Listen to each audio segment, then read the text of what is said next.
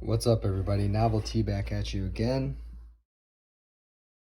I wasn't going to film this tonight, but I feel like I had to because it looks like a good combo. We got mushrooms, red kidney beans, carrots, tomatoes, crushed tomatoes. We got a little bit of Modelo beer in here. And then we have all the spices I usually use. We got onion and garlic. Personally, I've never made this combo before. So, but it smells amazing, and I tasted a little bit of it. It's still cooking. It's still a little bit, it's not done quite yet, but it really does smell good. The only thing I wish I had was some jalapeno or something, but I know it's going to be spicy enough as it is.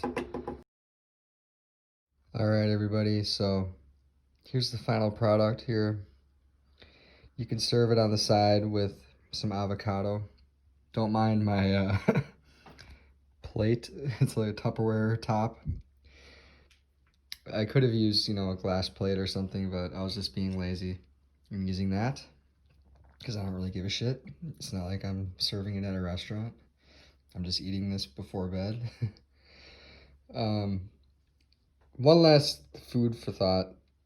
If you type in Antifa.com, I don't know if it still does this, but if you type in Antifa.com, it will lead you to Joe Biden's the Biden-Harris website.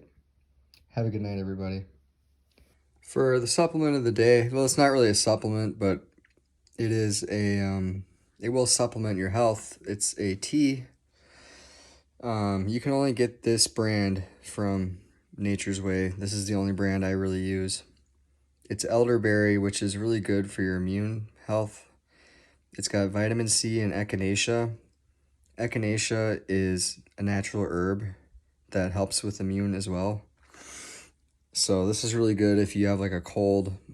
You just make yourself some tea with this.